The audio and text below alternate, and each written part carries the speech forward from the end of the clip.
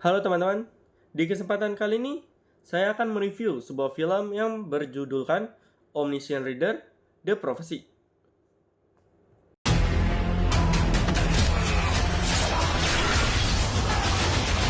멸망한 세계에서 살아남는 법. 조회수가 1로 뛸 때부터는 저만 읽은 게 맞습니다. 현 시간부로 유료 서비스를 시작합니다. 그 소설 시작이랑 똑같잖아. 모든 인간 여러분들은 시나리오를 부여받게 됩니다. 하나 이상의 생명체를 죽이세요. 99번 시나리오까지 클리어하면 돼요. 제 전용 스킬이 예지력이거든요. 저랑 같이 가면 앞으로 시나리오는 별 문제 없을 거예요. 아, 잠깐만! 살아서 충무로 가져와. 유정혁이 개새끼야!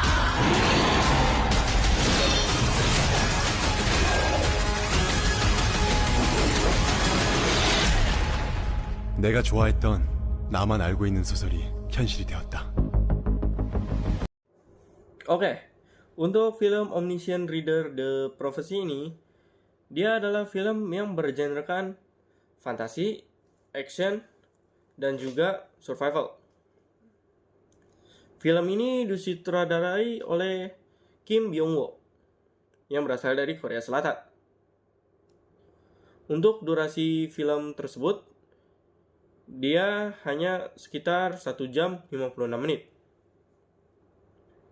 Yang sebelum saya menceritakan keseluruhan cerita ini, saya akan memberitahu pada teman-teman bahwa kisah dari film tersebut adalah sebuah adaptasi dari novel dan manhwa yang bernama Omniscient Reader: The Viewpoint.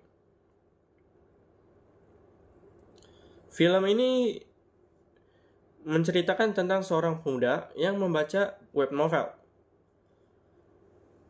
Dia membaca web novel sekitar 10 tahun. Nama pemuda tersebut adalah Kim Dok-ja. Pemuda yang bernama Kim Dok-ja ini pun diperankan oleh orang yang bernama An Hyo-suk. Dia memiliki peranan yang memiliki sifat agak berbeda dengan kisah aslinya. Namun, banyak orang yang kurang suka juga dengan sifat yang dibedakan oleh cerita novel dan manhwanya. Tapi menurut saya, ya bukan masalah saja. Karena itu pun hanya film yang diadaptasikan kisahnya saja. Namun, walaupun tidak seluruh cerita yang diadaptasi dari sebuah manhwa tersebut, dia juga mengambil opini-opini yang berbeda dari kisah Omniscient Reader: The Viewpoint ini agar penonton dapat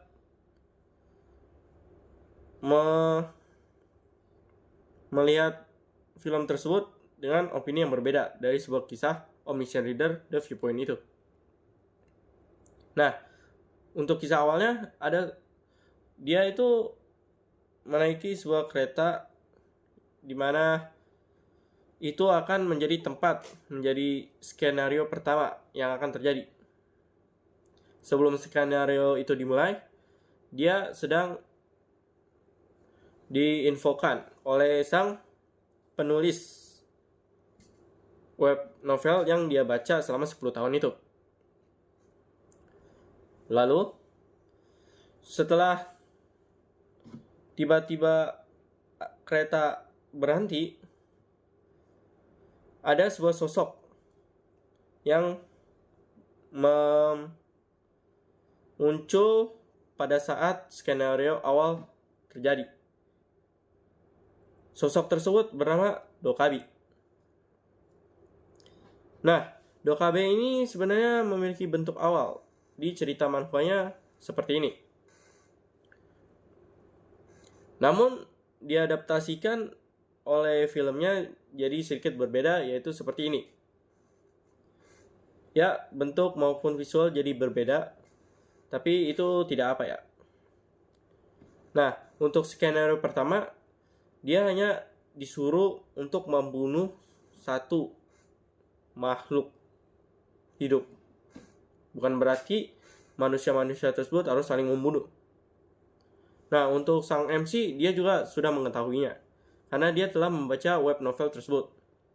Jadi, karena itu dia menjadi tahu masa depan yang akan terjadi.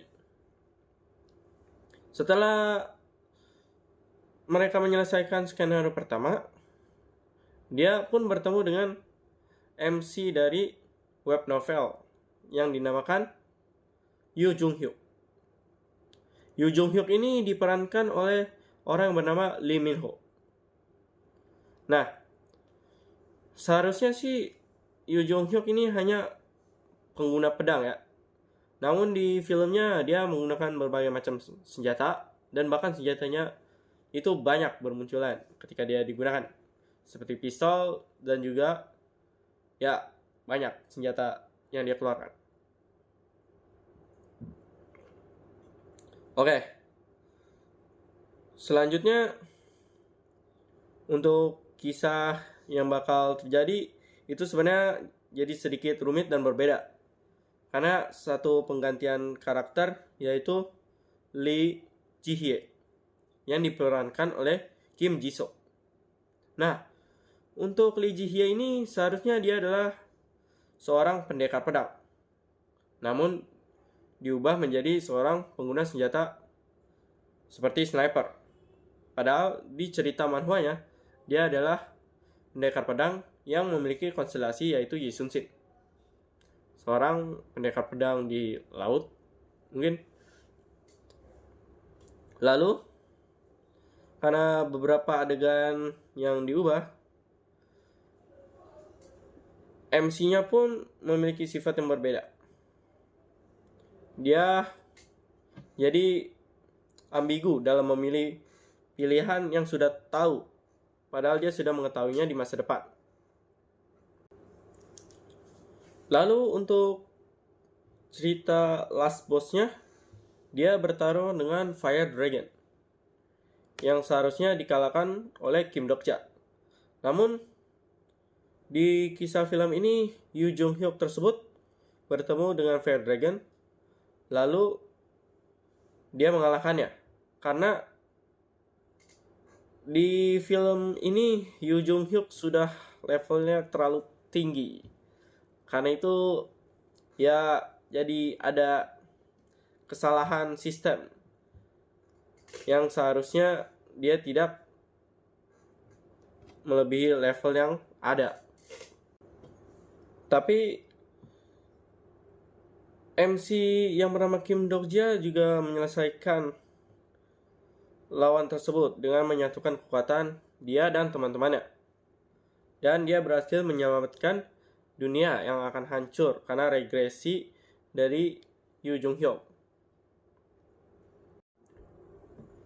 Untuk kesimpulannya sih sebenarnya film ini bagus-bagus saja.